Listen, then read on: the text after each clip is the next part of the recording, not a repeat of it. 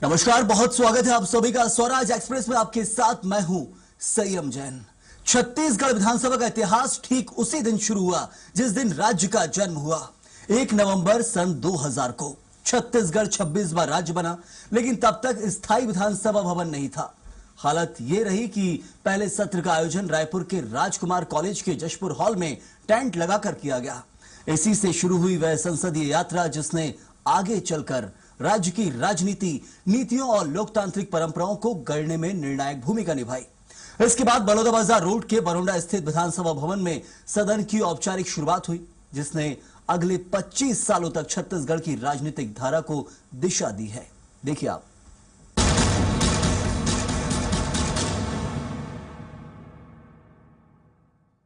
पहला सत्र जशपुर हॉल में टेंट लगाकर आयोजित हुआ। 25 साल तक राजनीतिक उतार चढ़ाव और ऐतिहासिक फैसलों का रहा साक्षी। विधानसभा में अब तक 9 अविश्वास प्रस्ताव, एक बार 19 घंटे लंबी बहस।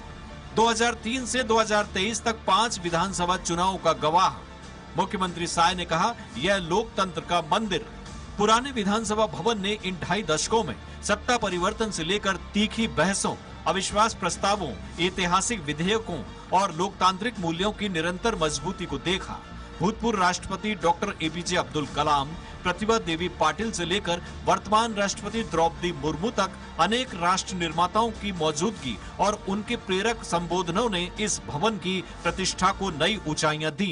आने वाले समय में हमारे नए विधानसभा के माध्यम से नई विकास की गाथाएं लिखी जाएगी और यहाँ के लोगों को जो विश्वास है कि किस तरीके से हम छत्तीसगढ़ का विकास करें, उस पर करते हैं। और आज 25 वर्षों में छत्तीसगढ़ में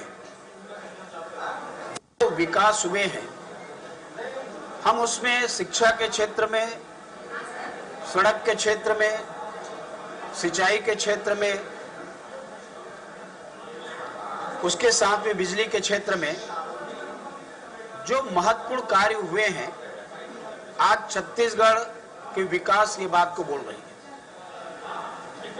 कि हम विकसित प्रदेशों के श्रेणी में आज आकर के खड़े हो गए। स्थापना के बाद इस हमारे पुराने विधानसभा भवन का ये 25 वर्ष पूरे होने के उपलक्ष्य में माननीय हमारे विधानसभा अध्यक्ष जी ने आज हम सबको एक बेहतर अवसर दिया है कि अपने संस्मरण को हम लोग रख सके, सुना सके। तो ये बात सही है कि 25 वर्ष में छत्तीसगढ़ ने हर क्षेत्र में एक लंबी छलांग लगाया है। पुराना विधानसभा भवन बहसों और परंपराओं का घर रहा। बीते 25 साल में इस भवन ने 5 विधानसभा चुनाव 2003, 2008, 2013, 2018 और 2023 को होते देखा। सत्ता कई बार बदली, नेता बदले, नीतियां बदली, लेकिन विधानसभा की गरिमा बरकरार रही। यहां अब तक 9 अविश्वास प्रस्ताव पेश हुए, जिनमें एक बार 19 घंटे लंबी बहस आज भी संसदीय इतिहास का स्वर्णिम पल माना जाता है। जो छत्तीसगढ़ की यात्रा है उसके बारे में चर्चा शुरू किया माननीय अजय चंद्राकर जी ने, उसके बाद मुझे भी बोलने का अवसर मिला। तो छत्तीसगढ़ की यात्रा यदि कहें तो हम लोग देखते हैं कि दक्षिण कौशल के नाम से जाना जाता है, जिसमें कौशल्या माता यहीं की बेटी थी और तब से लेके आप कलचुरी वंश और इसके सब देखेंगे। फिर अंग्रेजों का शासन आया और ये फिर सीपी बरार का हिस्सा बना और सीपी आज़ादी के बाद फिर जब पुनर्गठन हुआ तब ये मध्य प्रदेश का हिस्सा बना। तो एक समय छत्तीसगढ़ को कहा जाता था कि छत्तीसगढ़ में गरीबी है, छत्तीसगढ़ में भुखमरी है, छत्तीसगढ़ के लोग पलायन करते हैं। आज ये हमारा छत्तीसगढ़ का पहचान हो रहा है कि छत्तीसगढ़ विकास के इस दौड़ में सरपट आगे दौड़ रहा है। और आज हम छत्तीसगढ़ राज्य के जिन्होंने स्थापना किया, ऐसे भारत रत्न पूर्व प्रधानमंत्री अटल बिहारी वाजपेयी जी को स्मरण कर रहे हैं, याद कर रहे हैं, जिनके आशीर्वाद से छत्तीसगढ़ राज्य का निर्माण हुआ। जो छत्तीसगढ़ों के ऊपर इसका नामकरण हुआ वो 945 में जो कलचुरी शासक थे, कलचुरियों ने जो रतनपुर को प्रथम राजधानी के रूप में 945 में स्थापित किया, तो 945 से छत्तीसगढ़ यहाँ अस्तित्व में थे और 15वीं शताब्दी में छत्तीसगढ़ के दो हिस्से हुए, जिसमें शिवनाथ नदी की उधर रतनपुर राजधानी थी, उसमें 18 गढ़, और शिवनाथ नदी की इधर में रायपुर में राजधानी का 18 गढ़ था। लेकिन इतिहास में उन चीज़ों को छुपाया गया। इन 25 वर्षों में इस विधानसभा के पवित्र इमारत में अनेकों कीर्तिमान स्थापित करके अपनी संसदीय गौरवमय यात्रा को आज यहाँ पर हम विराम दे करके नए विधानसभा भवन में जाने के लिए आज संकल्पित होकर के यहाँ पर से जा रहे हैं। मुख्यमंत्री विष्णुदेव साय ने विशेष सत्र में कहा कि यह लोकतंत्र का मंदिर है। यह भवन सिर्फ परिसर नहीं बल्कि 3 करोड़ छत्तीसगढ़ वासियों की आकांक्षाओं का प्रतीक है। यहाँ से पारित कानूनों ने समृद्ध छत्तीसगढ़ की नींव तैयार की। उन्होंने बताया कि पिछले 25 साल में हर घर बिजली पहुंचाने से लेकर ज्ञान और गति आधारित बजट तक कई क्रांतिकारी फैसलों की नींव इसी भवन से पड़ी।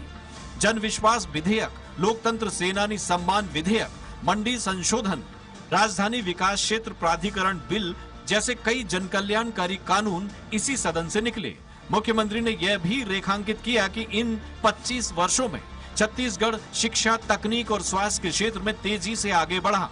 NIT, IIM, IIT, NLU जैसे राष्ट्रीय संस्थानों की स्थापना, नवा रायपुर का आधुनिक बसाहट के रूप में विकास और मेडिसिटी जैसे नए सपनों की शुरुआत इसी संसदीय यात्रा की श्रृंखला है।